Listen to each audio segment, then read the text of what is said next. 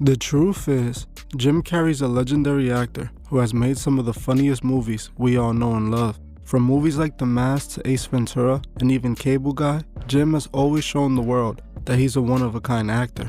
Since Jim was introduced to the world, he has managed to have nothing but success, releasing several box office hit movies, eventually becoming an A-list actor.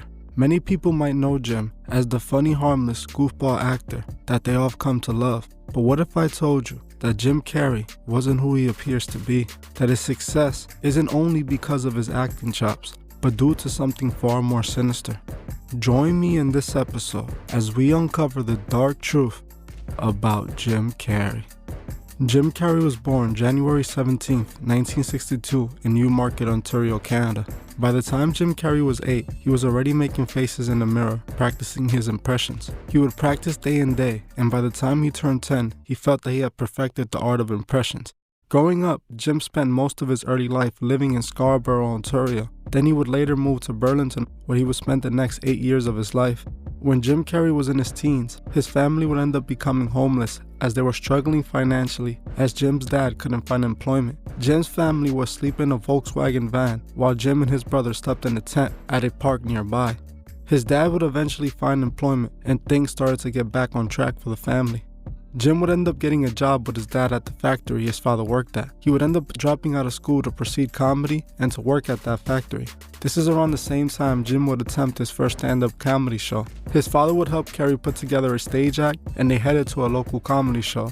Unfortunately for Carrey, he would bomb at his first attempt with comedy, with most people not really showing an interest in his jokes. This left Carrey feeling like his dreams of a comedian were dead. During these times, his parents were still struggling financially, so they couldn't support his dreams as they were focusing on simply trying to get by. As the family situation would improve, so did Jim's comedic skills, and he would eventually give stand-up comedy another chance when he was 17, and this time he did so much better. Jim would start performing at many local comedy clubs in Ontario, quickly going from doing shows for free to becoming a paid comedian. Carrey kept building up his name in the local Ontario comedy scene, doing as many local shows as possible. In 1980, Jim Carrey would even audition for a spot on Saturday Night Live, but unfortunately for him, would get rejected. Jim didn't let this bring him down, as he would continue to perform his stand-up comedy all around Ontario. In 1981, he would even get booked to open up for a Canadian rock band. Jim would get booed off stage by the fans of the rock band who were not interested at all in Carrey's impressions. This wouldn't really matter to Carrey, as just 2 weeks later, his life would change forever.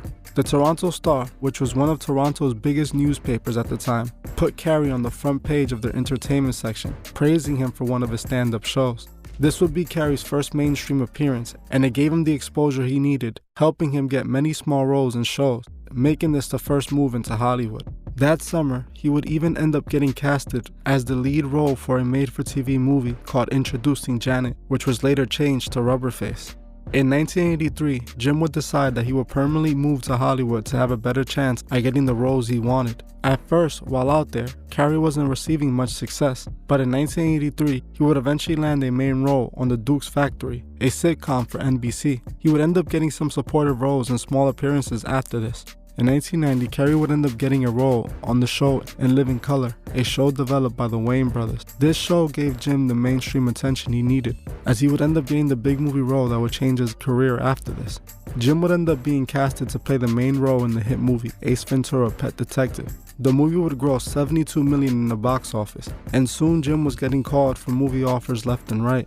This is what you may already know about Jim Carrey, but the truth is much more sinister than this. I have come to believe that Jim Carrey sold his soul to the devil in order to achieve his success in Hollywood and become the star that he is today. The reason I have come to this conclusion is no other than Jim Carrey himself, as he publicly admitted to his alliance. Jim, like many other Hollywood actors, have had to align themselves with those who run this world to achieve success and fame. Hollywood is ran by the Freemasons, and all of their movies push a Masonic agenda. Jim has had one of the most successful acting careers, making hundreds of millions of dollars over the years. There have been very few actors who have had the success Jim has had. When an actor wants to reach the level of success Jim Carrey has reached, you must take an oath and become a mouthpiece for the Freemasons. Jim Carrey himself admits this when he proclaimed that he doesn't even exist in one of his interviews. Jim said out of his own mouth that he doesn't exist and that he's just an idea. To me, this is Jim telling the people that he is nothing more than a celebrity made by the Freemasons to further manipulate them. Just like in his Truman movie, Jim played a character who was living a life created by the TV show. Jim's character thought his life was real until he noticed he never really existed and his whole life was a product of a TV show. Jim admits himself being connected to the Masonic agenda on the Jimmy Kimmel Live show. Is that a gang sign? Have you, Oh, like you don't know what it is. You don't know. Jimmy Fallon doesn't know. David Letterman doesn't know. Oh, no. All the comics and show business don't know what this is. Come on, Jimmy. Seriously, the time is up. People are hip to this kind of stuff. I'm here tonight to blow the lid off it. Secret symbol of the Illuminati, and you're a part of it for years now.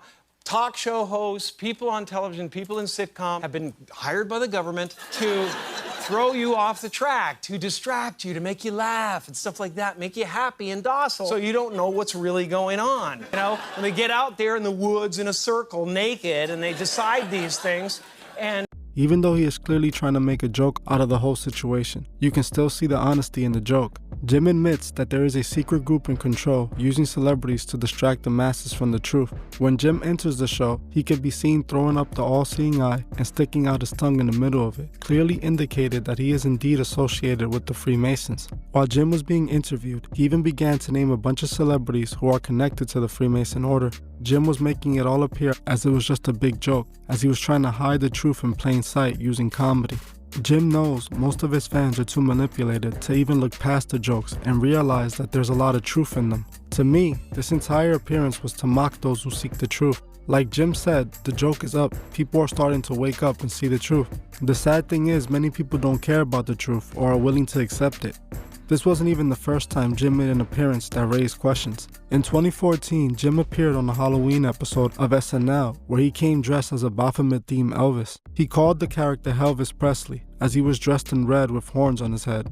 As Jim Carrey performed his song about pie, members of the SNL cast would join Carrey, all while wearing horns on their heads. We have seen countless times on this channel, celebrities openly showing their alliance to Lucifer, and this is clearly what Jim was doing. He could have come dressed as anything else, even just as Elvis Presley, but they made him come as Lucifer to show his Masonic alliance.